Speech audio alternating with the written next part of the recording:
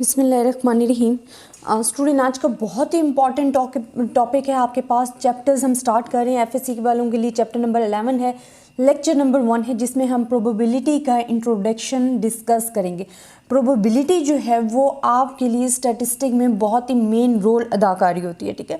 तो आपने इसके बेसिक कॉन्सेप्ट क्लियर करने हैं। अगर आपको बेसिक्स आते हैं, बेसिक कॉन्सेप्ट आपके क्लियर हैं, तो आप इजीली इसको सॉल्व कर सकते हो। तो आज मैं आपको इसके बेसिक कॉन्सेप्ट स्टूडेंट, अगर मैं सिंपली प्रोबेबिलिटी की बात करूं तो आप देखेंगे, आप ईच एंड एवरी फील्ड में आप देखो कि आपके पास चांसेस आ जाती है, अनसर्टेनिटी आ जाती है। फॉर एग्जांपल मैं कहती हूँ कि अब हम कोई भी गेम खेल रहे हैं, वो किसी भी चीज़ से रिलेटेड है, तो हमें एक बिलीव होता है, एक यकीन होता है कि ये गेम ये पर्सन जीतेगा, वो कंफर्म नहीं होता, वो एक पर्सन बिलीव होता है। हम कहते हैं बिलीफ ऑफ द पर्सन जो है इज कॉल्ड अ प्रोबेबिलिटी। वो आपके पास क्या होता है, प्रोबेबिलिटी होता है कि जो बिलीफ ऑफ द पर्सन है। फॉर एग्जांपल हम 2 टीम्स हैं, ए एंड बी, 2 टीम्स हैं, हम कहते हैं टीम बी जो है वो विन करेगी। हमें कंफर्म तो नहीं है, अभी तो वो खेल रहे हैं, बट जो बिलीफ ऑफ द पर्सन है वो हमारा टीम बी पे है, that is called the probability. और प्रोबेबिलिटीज क्या होती है, चांस होता है, मेजर ऑफ अनसर्टेनिटी होता है। जब हम कहते हैं मेजर ऑफ अनसर्टन चीज़ों को जब मेजर करना होता है uncertainly, that is called the probability. तो हम प्रोबेबिलिटीज़ को डिस्कस कर सकते हैं, इसकी एज अ डेफिनेशंस भी आप यही ले सकते हो कि जो प्रोबेबिलिटी है मेजर ऑफ अनसर्टेनली और major of belief of the person is called the probability. तो प्रोबेबिलिटी हमारे पास क्या हो जाता है कि मेजर ऑफ द अनसर्टेनली। मैं आपको एक और आम रूटीन की एग्जाम्पल देती हूँ। फॉर एग्जाम्पल रेन है, तो हम कहते हैं आज लगता है कि रेन होगी, ठीक है। अब ये चांस पे डिपेंड करे, ये अनसर्टन सिचुएशंस आ गई है। आप कह रहे हो कि रेन होगी, लेकिन आप कंफर्म नहीं हो, लेकिन ज़्यादा चांसेस होने की है। इसी तरह जैसे हमने ये 2 टीम्स का लिया कि एक टीम बी जो है वो विन करने के चांसेस उसके ज़्यादा हैं, तो दैट इज़ द प्रोबेबिलिटी। तो प्रोबेबिलिटी हमारे पास क्या आ जाता है कि मेजर ऑफ अनसर्टेनली या belief of the person is called the probability. और इसकी डिफरेंट एग्जाम्पल है जो कि आप अपनी रूटीन में शामिल कर सकते हो। इसी तरह हम कॉइन की एक एग्जाम्पल लेते हैं जो कि बहुत ही ज़्यादा प्रोबेबिलिटीज़ में यूज़ हो रही होती है। कॉइन किसको कहते हैं स्टूडेंट, ये सिक्का जो है, ठीक है, इसके 2 फेज होते हैं, या हेड आएगा या टेल आएगा।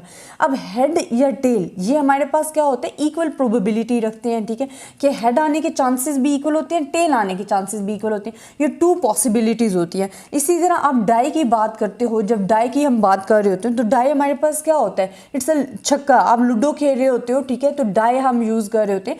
इसमें टोटल पॉसिबिलिटीज़ जो होती हैं वो आपके पास कितनी होती हैं, 6 होती हैं। या आपके पास डाई है, इसकी टोटल पॉसिबिलिटीज़ आपके पास 6 होती हैं, लेकिन हमें कंफर्म नहीं होता कि आपकी नेक्स्ट टर्न पे क्या 2 आएगा, क्या 4 आएगा, क्या 5 आएगा या 6 आएगा। इट्स अ चांस कि आपके पास कौन सा नंबर अकर होता है।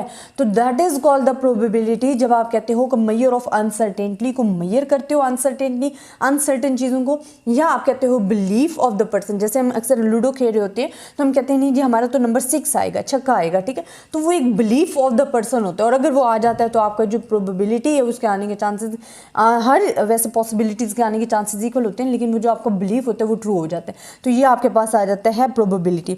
अब स्टूडेंट, मैं आपको प्रोबेबिलिटीज़ के कुछ कॉन्सेप्ट पहले क्लियर करवाती हूँ, देन हम इंशाल्लाह अपने जो टॉपिक्स हैं उनको लेके चलेंगे।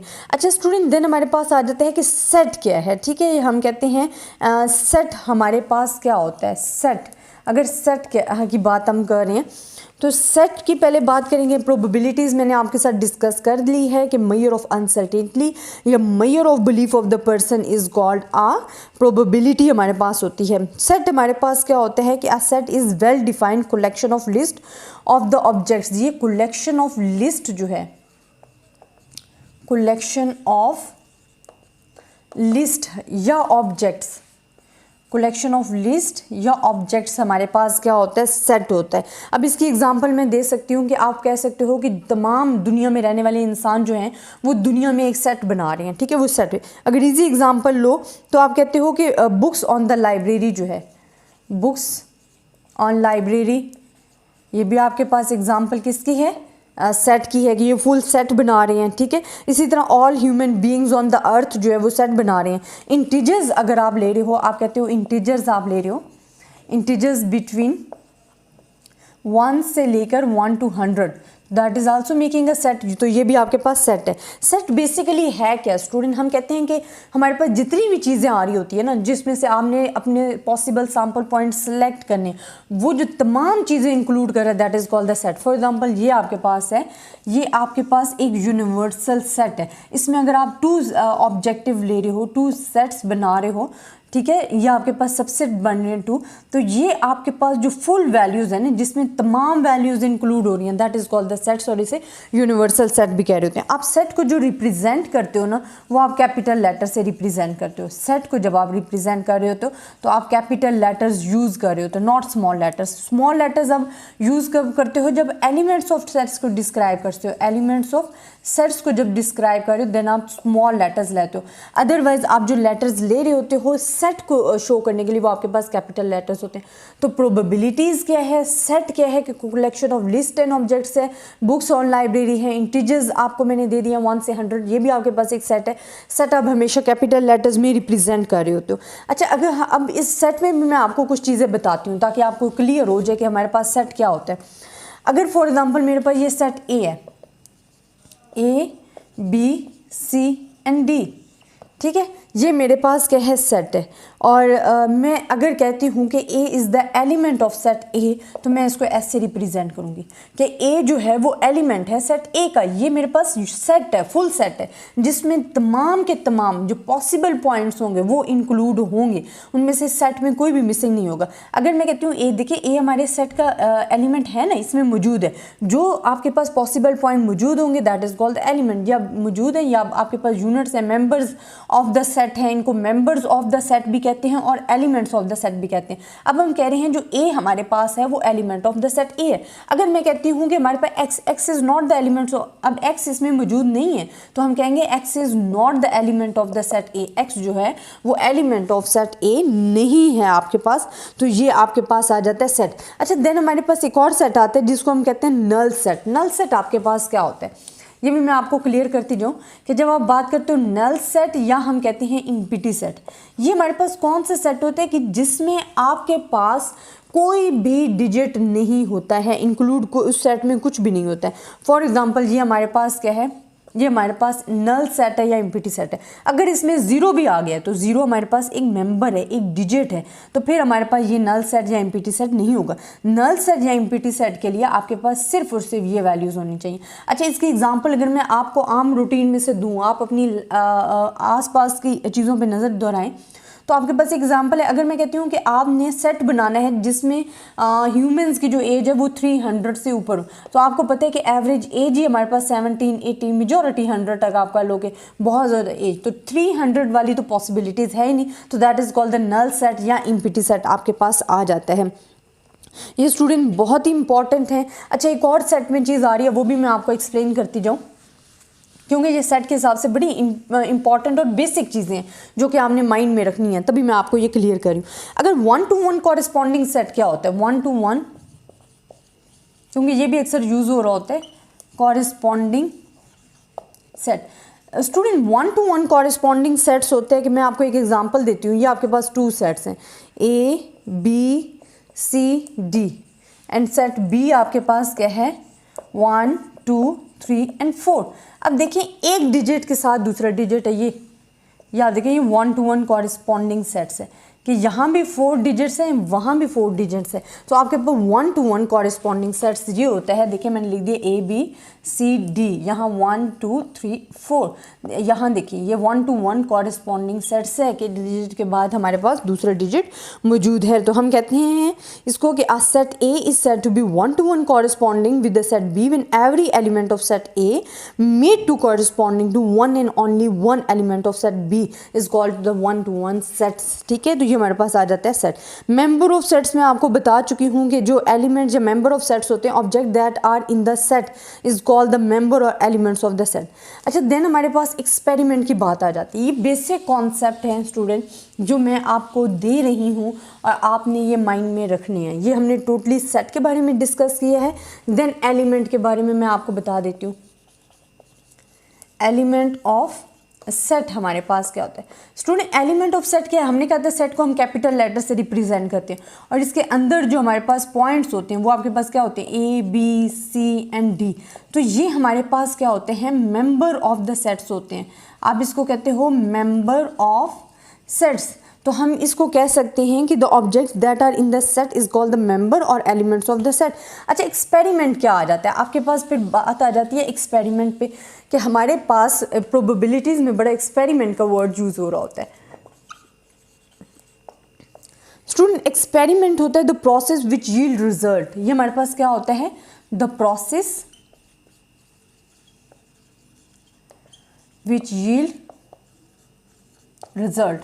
एक्सपेरिमेंट क्या है, जैसे आपने एक कॉइन टॉस की है, आपके पास पॉसिबिलिटीज़ आ गई हैं हेड एंड टेल, ठीक है। अगर 2 कॉइन्स टॉस कर रही हो उसकी डिफरेंट पॉसिबिलिटीज़ हैं, तो ये आपके पास एक्सपेरिमेंट जो है वो रिजल्ट यील्ड करता है। अब अगर हमने 2 कॉइन टॉस किए हैं, हेड एंड टेल एक आया, फिर अगेन हेड एंड टेल आ गया, ये हमने क्या किए हैं 2 कॉइन टॉस किए हैं। अब देखिए यहाँ पॉसिबिलिटीज़ क्या आएंगी इस खाने में, हेड एंड हेड, हमारे पास हेड हेड आ गया। यहाँ पॉसिबिलिटीज़ क्या आएंगी हेड एंड टेल, हमारे पास हेड एंड टेल आ गई। यहाँ पॉसिबिलिटीज़ क्या आएंगी टेल एंड हेड आएगा, तो हमने टेल एंड हेड लिख दिया। यहाँ पॉसिबिलिटीज़ क्या आएंगी टेल एंड टेल आएगा, तो ये हमारे पास 4 possibilities. If 2 coins are toss then 4 possibilities हमारे पास आ सकती है। तो एक्सपेरिमेंट हमारे पास क्या होता है the process which yield the results is called the experiment. Random experiment क्या होता है कि which random experiment fulfil the following properties. Random experiment अगर आप कह रहे हो ना, रैंडम मीन होता है तो चेंज होता रहता है, ठीक है, रैंडम एक्सपेरिमेंट। तो रैंडम एक्सपेरिमेंट्स के लिए आपके पास कुछ पॉसिबिलिटीज़ होती हैं। फर्स्ट हम कहते हैं आउटकम्स जो होंगी वो अनसर्टन होंगी। आउटकम्स जो आप लोगे वो क्या होंगी अनसर्टन। एक तो प्रोबेबिलिटीज़ में वैसे भी अनसर्टेनली यूज़ हो रही होती है, आउटकम्स अनसर्टन होंगी। फिर रिजल्ट्स हमारे पास डिफरेंस आएंगे, रिजल्ट्स आर डिफरेंट, हम कहेंगे results are different from each other even experiment is repeated large number of time. अगर हम एक्सपेरिमेंट को रिपीट कर रहे हैं लार्ज नंबर ऑफ टाइम तक, आपका जो रिजल्ट है लार्ज नंबर ऑफ टाइम आपका वो डिफरेंट आना चाहिए। फॉर एग्जांपल हम डाई को थ्रो कर रहे हैं, ठीक है, डाई हमारे पास क्या है, डाई हमारे पास छक्के है ना, पॉसिबिलिटीज़ उसमें 6 पॉसिबिलिटीज़ होती हैं, ये हमारे पास 4 5, आप देखो 6 पॉसिबिलिटीज़ होती हैं। आप जब भी थ्रो करोगे आपके पास डिफरेंट पॉसिबिलिटीज़ आएंगी, ना कि एक डिजिट आपके पास अगेन रिपीट होगा। तो ये हमारे पास हो जाता है एक्सपेरिमेंट के लिए। अच्छा ट्रायल क्या होता है, ट्रायल भी बड़ा इंपॉर्टेंट हमारे पास आ जाता है। ट्रायल हम कहते हैं single repetition of random experiment. अगर आप एक बारी सिंगल रेपिटेशन अगर आप एक बारी रैंडम एक्सपेरिमेंट को रिपीट करते हो that is called the trial. तो सिंगल रेपिटेशन, इसकी मैं डेफिनेशंस भी आपको लिख कर दे रही हूँ। Single repetition of random experiment, ये बेसिक कॉन्सेप्ट है स्टूडेंट, छोटी छोटी डेफिनेशंस लिखकर समझा रही हूँ ताकि आप लोगों को इजीली समझ आ सके, ठीक है। तो हम कहते हैं single repetition of random experiment is called a trial. अगर आप एक बारी एक्सपेरिमेंट को ट्राई कर रहे हो, रिपीट कर रहे हो, तो वो हमारे पास ट्रायल होगा, ठीक है। तो single repetition of experiment is called a trial. अच्छा देन हमारे पास आ जाता है आउटकम। आउटकम वैसे आपके पास क्या होती है कि जो आप रिजल्ट फाइंड कर रहे हो, ठीक है, वो आपके पास आउटकम आ रही होती है। तो हम कहते हैं single result obtain from the trial. अगर हम एक रिजल्ट फाइंड कर रहे हैं, single result obtain from trial. अब ट्रायल क्या था, ट्रायल आपको मैं पहले भी बता चुकी हूँ कि हमारे पास सिंगल रैंडम एक्सपेरिमेंट था। और आउटकम क्या है कि अगर आपने रिजल्ट ऑब्टेन किया फ्रॉम द सिंगल ट्रायल से इज कॉल्ड द आउटकम, तो वो आपके पास आउटकम आ जाएगा। अच्छा देन हमारे पास आ जाते हैं इवेंट। प्रोबेबिलिटी में इवेंट क्या होते हैं, हम कहते हैं कि subset of sample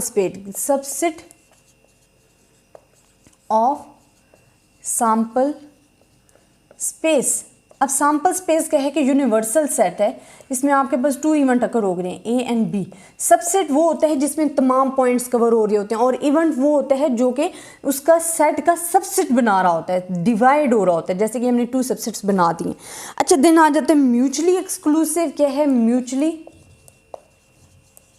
mutually exclusive events क्या होते हैं, events and non mutually exclusive, ये 2 इवेंट्स यूज होते हैं, नॉन म्यूचुअली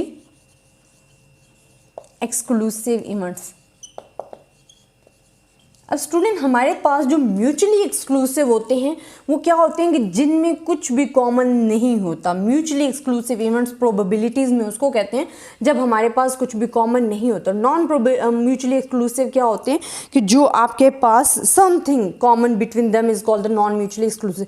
तो आप इन दोनों को कैसे एक्सप्लेन कर सकते हो कि mutually exclusive those events which has nothing common between them, those events which have nothing common between them is called the mutually exclusive events in the term of the probabilities। and non mutually exclusive क्या होते हैं कि when they have something common is called a non mutually exclusive in the term of the probabilities। जब आपके पास कुछ common नहीं होता है those events is called the mutually exclusive event, और जब आपके पास something common between the two events is called the non mutually exclusive। उसमें जब कुछ ना कुछ common होता है वो आपके पास non mutually exclusive events आ जाते हैं। ये बेसिक कॉन्सेप्ट थे स्टूडेंट जो कि बार बार आपके पास यूज होते हैं, तो आपने अपने बेसिक कॉन्सेप्ट ठीक करने हैं। आई होप स्टूडेंट आपको लेक्चर पसंद आया होगा। ज़्यादा से ज़्यादा स्टूडेंट्स के साथ शेयर करें ताकि ज़्यादा से ज़्यादा स्टूडेंट्स से फ़ायदा उठा सकें। अपनी दुआओं में याद रखिएगा। अल्लाह हाफिज़।